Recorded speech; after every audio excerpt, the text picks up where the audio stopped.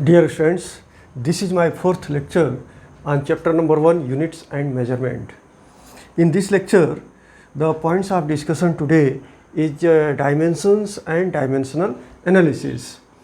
मतलब आज हम ये डिस्कस करेंगे डायमेंशंस क्या होता है और डायमेंशनल एनालिसिस किसको बोलते हैं. You know about two physical quantities, fundamental quantities and derived quantities. Fundamental quantities are those physical quantities which don't depend on any other physical quantity for their measurement, known as fundamental quantities. मतलब fundamental quantities ऐसी quantities हैं जिनको measure करने के लिए किसी दूसरे quantity की ज़रूरत नहीं पड़ती है. फॉर एग्ज़ाम्पल लेंथ को मेज़र करने के लिए किसी भी दूसरे क्वांटिटी की ज़रूरत नहीं पड़ती है, इसलिए लेंथ फंडामेंटल क्वांटिटी है. टाइम को मेज़र करने के लिए किसी दूसरे क्वांटिटी की रिक्वायरमेंट नहीं होती है, इसलिए टाइम भी फंडामेंटल क्वांटिटी है. इस तरह से टोटल 7 फंडामेंटल क्वांटिटीज़ हैं और 2 सप्लीमेंट्री फंडामेंटल क्वांटिटीज़ हैं जो पहले पढ़ चुके हैं. और दूसरा होता है डेराइव्ड क्वांटिटीज़. डेराइव्ड क्वांटिटीज़ ऐसी फिजिकल क्वांटिटीज़ जिनको एक्सप्रेस करने के लिए कुछ या कुछ से ज़्यादा, मतलब एक से ज़्यादा फंडामेंटल क्वांटिटीज़ की ज़रूरत पड़ती है, ऐसे फिजिकल क्वांटिटी को डेराइव्ड क्वांटिटी बोलते हैं. Means derived quantities are those physical quantities for to represent these quantities, some or more fundamental quantities are required. Such physical quantities are called derived quantities. You know that to express the derived quantities, the fundamental quantities are required. मतलब derived quantities को express करने के लिए fundamental quantity की ज़रूरत पड़ती है. तो जो fundamental quantities हैं, length is a fundamental quantity. Mass, this is also a fundamental quantity. Similarly, time is a fundamental quantity. Time भी fundamental quantity है. Temperature fundamental quantity है.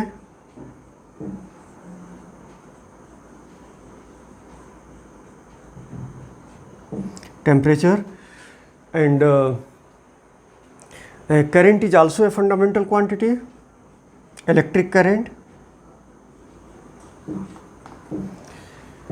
Luminous intensity,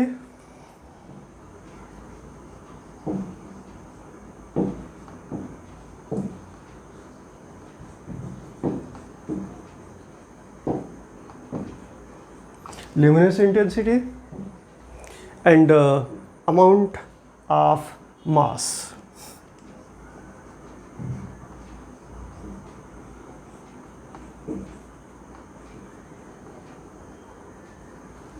amount of mass, amount of a substance भी बोलते हैं. तो length को express करने के लिए हम यहाँ पे यूज करेंगे कैपिटल एल. मास को रिप्रेजेंट करने के लिए यूज करेंगे capital M. Similarly to represent the time we have to use capital T, and to represent the time capital T, and to represent the temperature the symbol will be capital K. Current को express करने के लिए जो symbol हम यहाँ पे use करेंगे वो होगा कैपिटल I. ल्यूमिनस इंटेंसिटी को एक्सप्रेस करने के लिए जो सिंबल हम यूज करेंगे यहाँ पे वो होगा कैपिटल C. इसी तरह से अमाउंट ऑफ ए सब्सटेंस है. अमाउंट ऑफ ए सब्सटेंस को रिप्रेजेंट करने के लिए हम सिंबल यूज करेंगे MOL. तो डायमेंशन जब हम लिखेंगे किसी क्वांटिटी का, इसलिए कि डेराइव्ड क्वांटिटीज़ ऐसी क्वांटिटीज़ हैं जिनको रिप्रेजेंट करने के लिए फंडामेंटल क्वांटिटीज़ की ज़रूरत पड़ती है. और फंडामेंटल क्वांटिटीज़ में यहाँ टोटल 1 2 3 4 5 6 7 फंडामेंटल क्वांटिटीज़ हो गए, जिसमें लेंथ है और लेंथ का सिंबल है कैपिटल एल. मास का सिंबल लेंगे कैपिटल एम. टाइम का सिंबल लेंगे कैपिटल टी. टेम्परेचर का सिंबल लेंगे कैपिटल के, दैट इज ए केल्विन. और इलेक्ट्रिक करंट का सिंबल होगा कैपिटल I, और ल्यूमिनस इंटेंसिटी का सिंबल होगा कैपिटल C, और अमाउंट ऑफ ए मास का सिंबल होगा MOL। तो किसी भी क्वांटिटी को हम इन सिंबल्स के साथ एक्सप्रेस करेंगे, इन सिंबल्स के साथ रिप्रेजेंट करेंगे। तो डायमेंशन किसको बोलेंगे? The powers to which the fundamental units are raised in order to obtain the unit of a physical quantity is called dimension of that physical quantity. Listen again, the powers to which the fundamental units are raised in order to obtain the unit of a physical quantity is called dimension of that physical quantity. मतलब किसी भी quantity को fundamental unit के terms में लिखेंगे, किसी भी physical quantity को फंडामेंटल यूनिट्स के टर्म्स में लिखेंगे, और उन फंडामेंटल यूनिट्स का जो पावर होगा वही डायमेंशन होगा। फिर डायमेंशनल फार्मूला क्या होगा? इसको लार्ज ब्रैकेट में इनक्लोज करेंगे और उसी फार्मूले को हम बोलते हैं dimensional formula.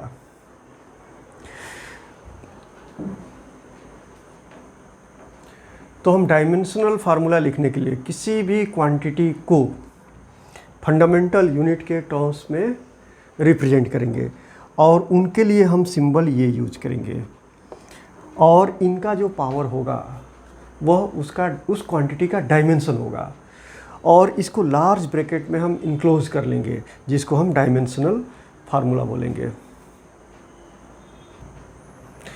Let us here we discuss about dimensional formula of few quantities. You know that velocity.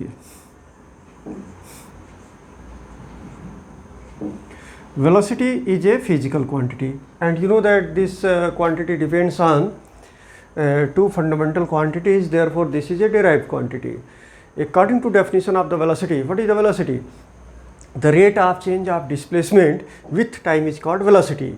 Therefore, velocity is equal to displacement upon time. Displacement upon time. Now here the symbol of length is capital L, but what is the displacement? Displacement क्या है? Length है या length नहीं है? Displacement भी length है, इसलिए कि displacement किसको बोलते हैं? Suppose that a particle moving from point A and reaches at point B, and then reaches at point C, and then reaches at point D. So what is the distance and what is the displacement? You know that distance will be from A to B, then from B to C, then from C to D. So this total length is called distance. But what is the displacement? Displacement is the distance between the starting point to the end point, but it is directed from initial point to final point.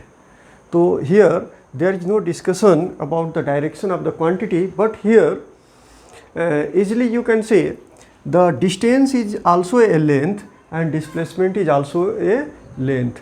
Distance भी length है और displacement भी length है। Difference क्या है कि distance के लिए हमने एक्सप्रेस किया कोई ऑब्जेक्ट ए से बी पे आता है, बी से सी पे आता है, सी से डी पे आता है कुछ टाइम में, तो उसका जो डिस्टेंस होगा वह एक्चुअल पाथ लेंथ को हम मेज़र करेंगे, मतलब यह लेंथ होगा। लेकिन डिस्प्लेसमेंट क्या होगा? डिस्प्लेसमेंट होगा इनिशियल पोजीशन, मतलब स्टार्टिंग पोजीशन से फाइनल पोजीशन के बीच का जो डिस्टेंस होगा वह डिस्प्लेसमेंट का मैग्नीट्यूड होगा, और displacement starting position to final position होगा। तो मतलब दोनों ही लेंथ हैं, तो displacement is also a length. और लेंथ का सिंबल हम क्या यूज करेंगे? यहाँ पे डायमेंशनल एनालिसिस में लेंथ का सिंबल हम यूज करेंगे capital L. Capital L, L का पावर 1 है, हमने कुछ नहीं लिखा, इसका मतलब 0 नहीं है, एल का पावर क्या है? 1 है। अपान टाइम के लिए हम क्या सिंबल यूज करेंगे? Capital T is the symbol of time. अब इनको एक लार्ज ब्रैकेट के अंदर इनक्लोज करेंगे, तो therefore this will be equal to L का पावर 1 है, तो ये हो गया एल का पावर 1। एम यहाँ पे प्रेजेंट नहीं है, इसलिए एम का पावर हम 0 लिख देंगे, और t का पावर 1 है, लेकिन जब न्यूमरेटर के साथ जाएगा तो ये पावर हो जाएगा -1। तो ये जो पावर है ये डायमेंशन हो गया। अब डायमेंशनल फार्मूला क्या होगा, इसको लार्ज ब्रैकेट में इनक्लोज कर लेंगे और ये होगा dimensional formula of the velocity. Therefore you can say the dimensional formula of velocity is L to the power 1, m to the power 0 and t to the power -1. Similarly speed. Speed is also a physical quantity. Speed किसको बोलते हैं? The definition of speed, the rate of change of distance with time is called speed. Therefore speed is equal to distance upon time. This is equal to distance upon time. तो यहाँ पे भी वैसे ही fundamental quantities के terms में, fundamental unit के terms में इसको एक्सप्रेस करेंगे। डिस्टेंस का सिंबल होगा capital L, because capital L is the symbol of the distance. तो therefore capital L and time का सिंबल होगा कैपिटल T। तो similarly it's dimension will be same as the dimension of the velocity and this will be L to the power 1, m to the power 0 and t to the power -1. Many other physical quantities you can find the dimensional formula by this method. For example, you want to find the dimension of volume. Volume का dimension find करना चाहते हैं। Volume क्या है? Volume derived quantity है।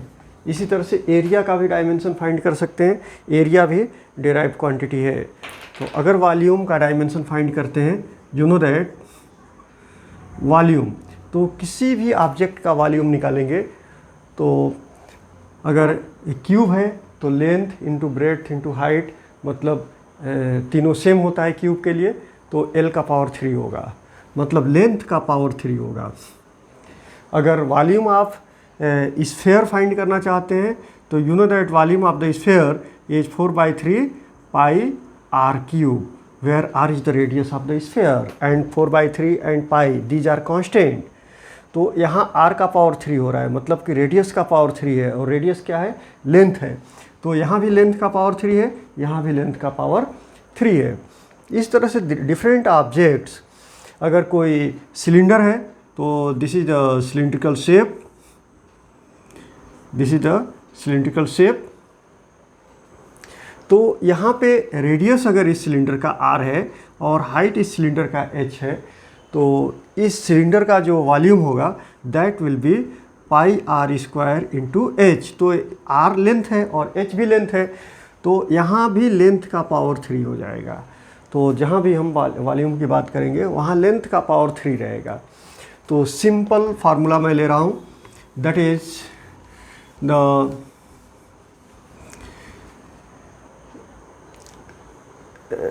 Just like a box जैसा होता है। एक बॉक्स है, और या इस रूम की बात अगर हम करते हैं तो इस रूम में 3 पैरामीटर्स हो गए। एक हो गया लेंथ, दूसरा हो गया ब्रेड्थ और तीसरा हो गया हाइट। तो इस रूम का अगर वॉल्यूम फाइंड करना है तो length into breadth into height, तो therefore it will be L into B into H। तो L is also a length, B is a length and H is also a length in dimensional analysis.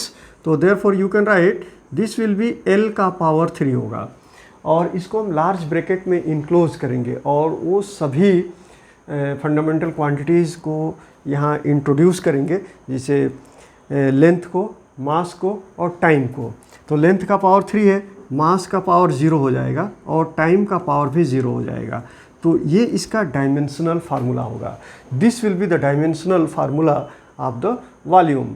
Similarly you can find the dimensions of a number of physical quantities. We can't here discuss about those quantities because those quantities are a very large number of quantities are derived quantities, and each and every derived quantities cannot be discussed here. Now, dimensional formula of the charge. charge. You know that in electricity current का जो flow होता है वह charge की वजह से होता है, और इलेक्ट्रिक करंट का डेफिनेशन होता है the rate of flow of charge in per unit time is called electric current. The rate of flow of charge in per unit time is called electric current. तो therefore you can say current is equal to charge upon time. This is equal to charge upon time. तो charge कितना होगा, cross multiplication जब करेंगे तो charge is equal to current into time. Charge is equal to current into time. तो therefore you can write charge is equal to, look here, this is a formula and this is from the definition of the electric current. The current is defined as the charge per unit time is called electric current. So therefore current is equal to charge upon time. So therefore charge is equal to current into time.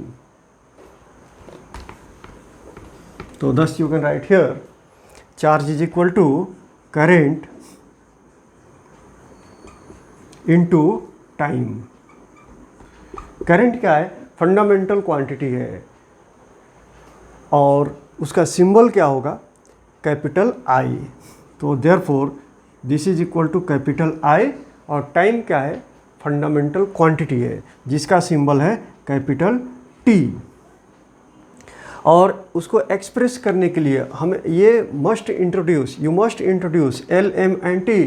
But here L नहीं है, तो L नहीं है तो क्या करेंगे, L का power 0 कर देंगे. मास है क्या, मास भी नहीं है, इसलिए m का पावर भी 0 कर देंगे. टाइम है तो इसका पावर कितना है, 1 है, तो देयरफॉर t का power 1.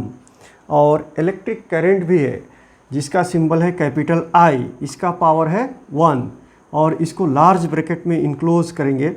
And this is the dimensional formula of the electric charge. अब यहाँ पे हम कुछ फंडामेंटल क्वांटिटीज़ का डायमेंशनल फार्मूला फाइंड करेंगे. अभी तो कुछ फाइंड किए हुए थे. Now density.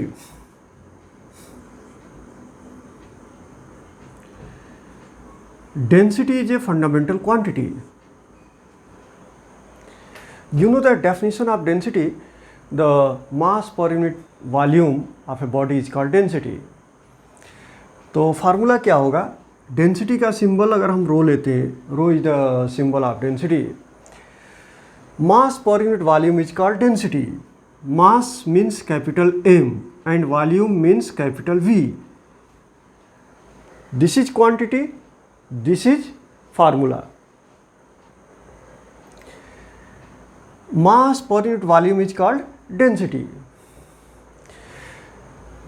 इसका यूनिट क्या होगा, SI यूनिट क्या होगा, मास का SI unit kilogram, that is kg, और वॉल्यूम का SI यूनिट मीटर क्यूब. तो therefore kg per metre cube is SI unit of the density. And what is the dimensional formula. Dimensional formula find करने के लिए हम इसके फार्मूले में फंडामेंटल क्वांटिटी के टर्म्स में एक्सप्रेस करेंगे और सिंबल यूज करेंगे. लेंथ के लिए सिंबल लेंगे कैपिटल L, मास के लिए सिंबल लेंगे कैपिटल M, T के लिए सिंबल लेंगे कैपिटल T, और बाकी रिमेनिंग फंडामेंटल क्वांटिटीज़ के लिए मैंने जो सिंबल लिखा था इलेक्ट्रिक करंट के लिए I और एट्सेट्रा, उस तरह के सिंबल्स हम यूज करेंगे. तो यहाँ पे मास है, मास का सिंबल लेंगे कैपिटल M, M का पावर 1 हो गया. वॉल्यूम, वॉल्यूम का डायमेंशन क्या होगा, length into breadth into height is called volume. तो therefore here L to the power 3, ये डायमेंशन हो गया वॉल्यूम का. अब सबको एक ही ब्रैकेट के अंदर लेंगे तो L का पावर हो जाएगा -3 और M का पावर 1 और T नहीं है, therefore T to the power 0. This is the dimensional formula. This is the dimensional formula of the density. Similarly, acceleration.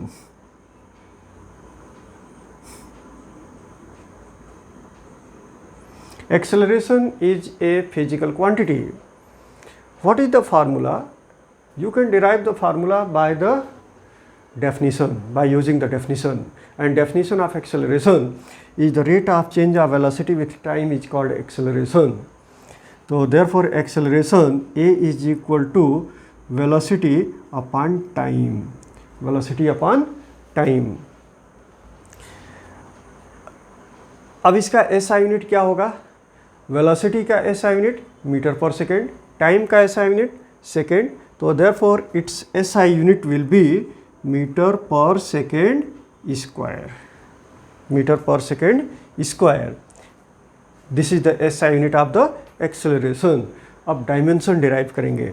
तो therefore this is equal to, अब v क्या है? v इज द वेलोसिटी, और velocity का dimension होता है L to the power 1, m to the power 0 and t to the power -1. ये कहाँ से लिया? ये पहले हमने डिराइव किया हुआ था, वहाँ से ये डायमेंशन ले लिया. Upon t is the time, therefore t to the power 1. t to the power 1 को न्यूमरेटर के साथ लेंगे तो पावर हो जाएगा -1. तो therefore this is equal to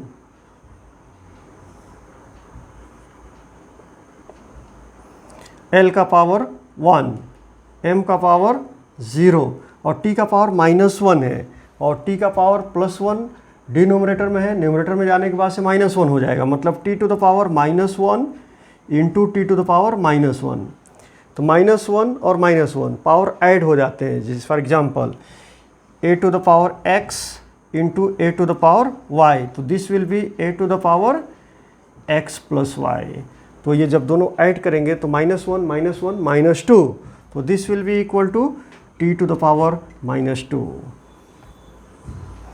तो ये यहाँ पे हम सब्स्टिट्यूट कर देंगे t का पावर -2. तो therefore acceleration is a fundamental quantity and formula for the acceleration is velocity upon time and the SI unit is metre पर second square and dimension is L to the power 1, M to the power 0 and T to the power -2. Now another fundamental quantity हम लेंगे, momentum ले लेते हैं. Third is the momentum.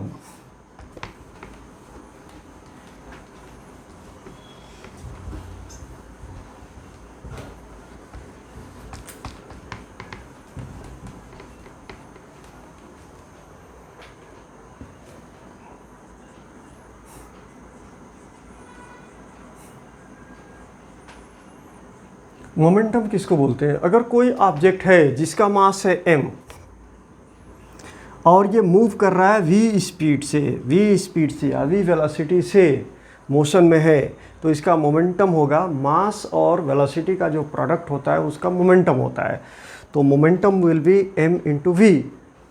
मान लो कि object का मास m1 है और वेलोसिटी v1 है, तो मोमेंटम होगा m1 इंटू v1.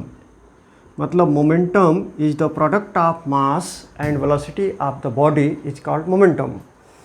तो now here according to definition you can write the formula of the momentum. Symbol is p.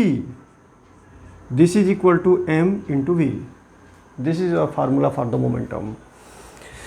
और SI यूनिट क्या होगा? मास का SI यूनिट kg, मास का SI यूनिट kg और वेलोसिटी का SI unit metre पर second.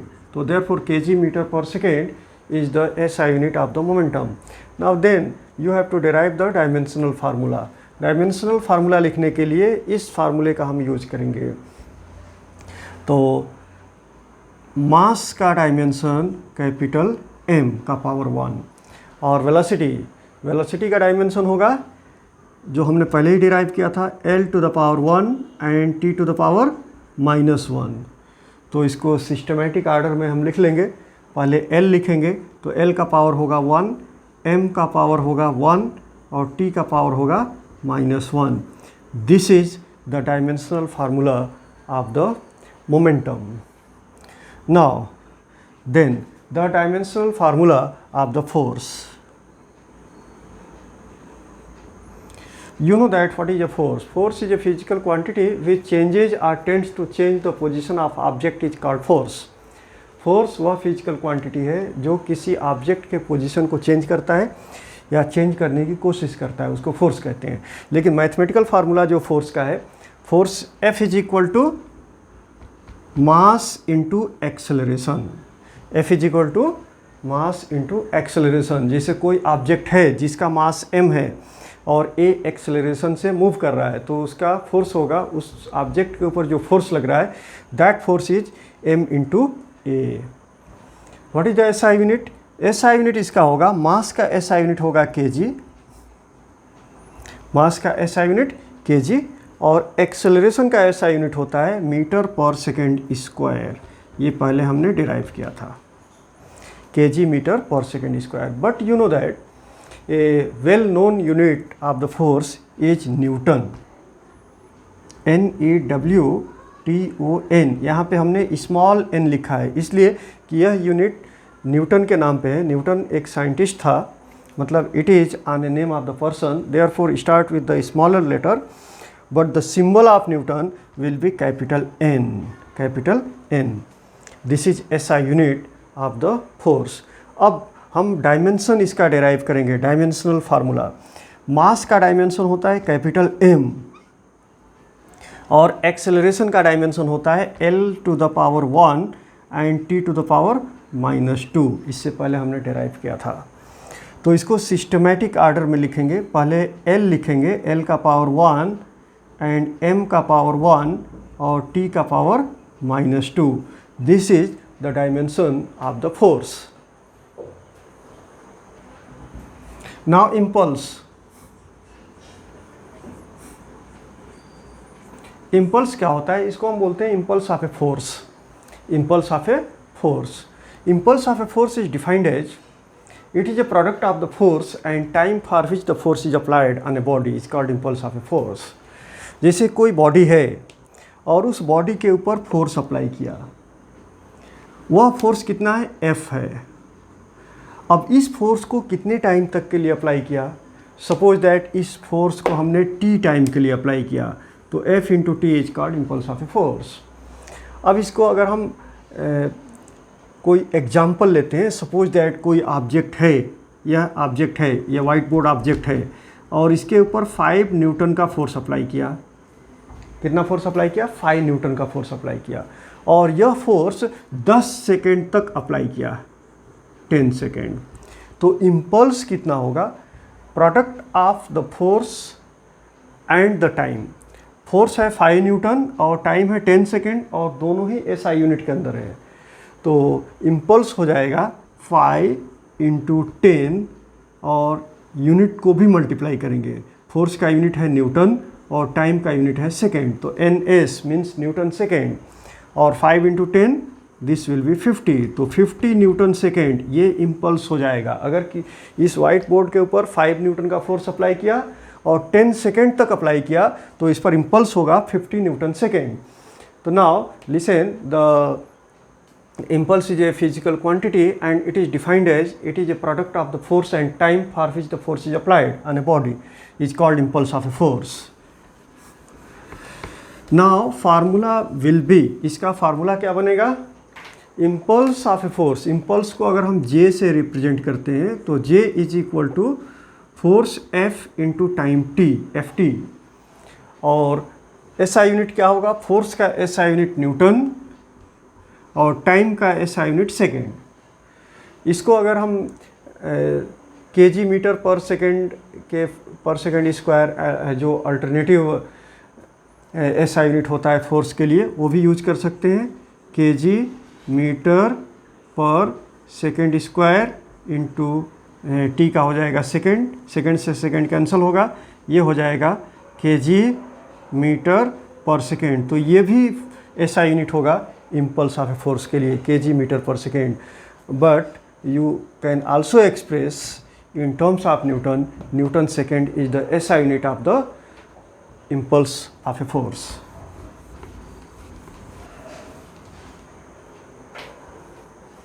अब इसका डायमेंशन डिराइव करेंगे।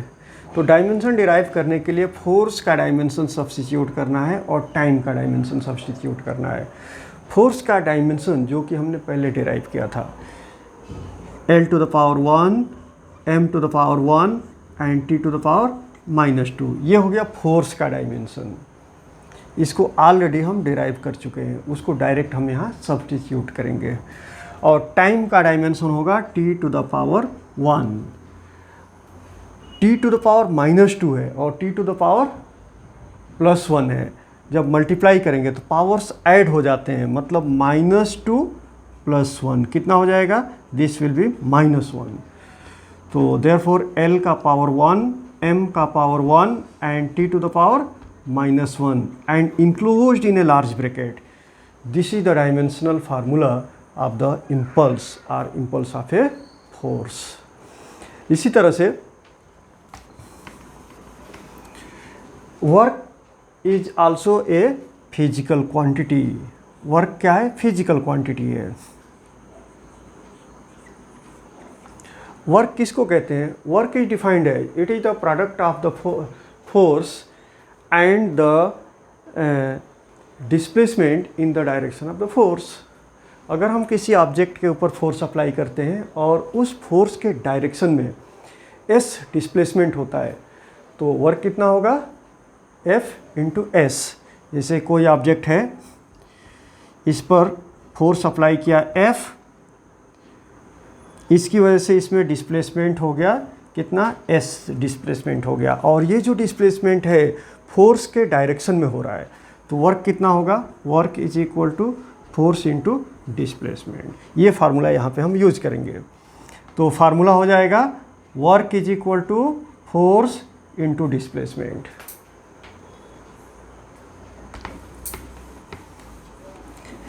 इसका एसआई यूनिट क्या होगा, फोर्स का एसआई यूनिट होता है, फोर्स का एसआई यूनिट न्यूटन और डिस्प्लेसमेंट का metre. But the famous unit of the work is joule, famous unit of the work is joule. Joule इसका एसआई यूनिट हो गया। अब डायमेंशनल फार्मूला डिराइव करेंगे। You know that the dimension of force is L to the power 1, M to the power 1 and T to the power -2। ये already हम derive कर चुके हैं। फोर्स का डायमेंशनल फार्मूला कितना होता है, इससे पहले हमने डिराइव किया था, वो कितना होता है, L to the power 1, M to the power 1 and T to the power -2। S क्या है, S डिस्प्लेसमेंट है। डिस्प्लेसमेंट का मतलब लेंथ है और लेंथ का डायमेंशन होता है L का पावर 1। अब इसको मल्टीप्लाई कर लेंगे तो this will be equal to L का पावर 2 होगा, M का पावर 1 होगा और T का पावर -2 होगा। This is the dimensional formula of the work. Now next fundamental quantity is kinetic energy.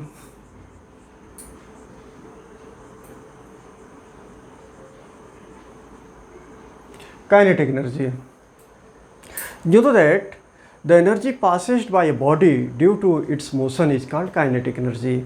And formula for the kinetic energy is equal to half mv square. अगर कोई body है जिसका मास m है और उसकी velocity v है तो उसकी काइनेटिक एनर्जी होगी हाफ mv स्क्वायर और SI यूनिट होगा joule. That is capital J because it is on the name of the scientist, therefore the unit will be capital J. But here to write the joule must write with the smaller letter, that is small j. What is the dimension of kinetic energy? Kinetic energy का dimension कैसे find करेंगे, half. यहाँ पे half है तो this is a constant और किसी भी कांस्टेंट का कोई डायमेंशन नहीं होता है। All the constants are dimensionless, तो हाफ का कोई डायमेंशन नहीं होगा। अब इसके बाद आता है m। m क्या है, मास है।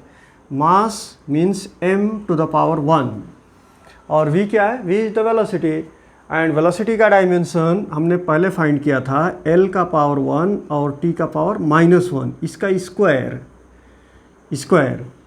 तो जब स्क्वायर करेंगे तो क्या मिलेगा, दिस विल बी l का पावर 2 हो जाएगा तो देयरफॉर राइट हियर l का पावर 2, और m का पावर तो 1 है, तो therefore right m to the power 1, और t का पावर -1 है, जब स्क्वायर करेंगे तो -1 प्लस -1, -1 प्लस -1, तो ये कितना हो जाएगा, दिस विल बी -2, तो देयरफॉर t का पावर होगा -2। तो यहाँ अगर कंपेयर करेंगे तो dimension of kinetic energy is same as a dimension of the work.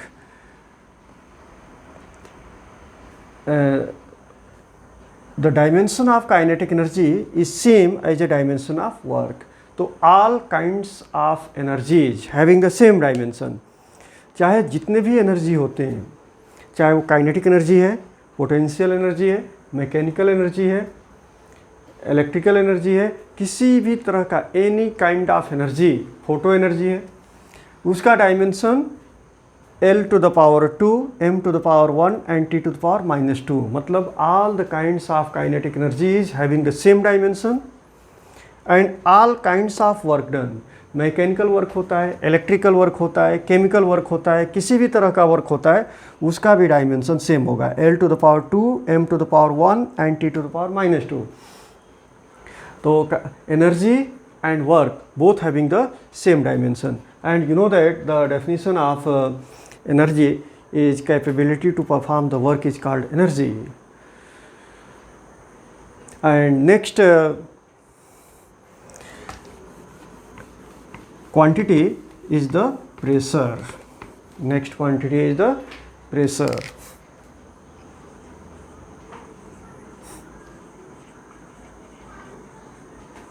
Pressure is a physical quantity। What is the definition of the pressure? Force per unit area is called pressure। Force per unit area is called pressure। अब SI unit क्या होगा, ये तो formula हो गया, pressure is equal to force upon area. What is the SI unit? Force का SI unit होता है न्यूटन, एरिया का होता है मीटर स्क्वायर, तो newton per metre square is the SI unit of the pressure. अंदर SI यूनिट क्या होगा, kg per metre second square. It is also the SI unit of the pressure. अब dimensional formula निकालेंगे, तो F का dimension रखेंगे, F is the force, और force का डायमेंशन होता है L का पावर 1, M का पावर 1 और T to the power -2 upon area का डायमेंशन होता है L to the power 2। L to the power 2 denominator में है, न्यूमरेटर में आने के बाद से पावर हो जाएगा -2, यहाँ है +1 और यहाँ है -2, तो L का पावर +1 इंटू L का पावर -2, ये कितना हो जाएगा, पावर्स ऐड हो जाएंगे, 1 -2, this will be L to the power -1। तो therefore the dimension will be L to the power -1, M to the power 1 and T to the power -2। This is the dimensional formula of the pressure। तो इस तरह से कुछ derived quantities के dimension find out किए। बहुत सारे physical quantities होंगे जिनके डायमेंशंस निकाल सकते हैं। यूनिवर्सल ग्रेविटेशनल कांस्टेंट होता है, उसका भी डायमेंशन निकाल सकते हैं। तो ऑल काइंड्स ऑफ जो क्वांटिटीज़ होंगे, फिजिकल क्वांटिटीज़ होंगे, उनके डायमेंशंस हम इस मेथड का यूज़ करते हुए फाइंड आउट कर सकते हैं। Now next content of this topic will be in the next lecture. Thank you.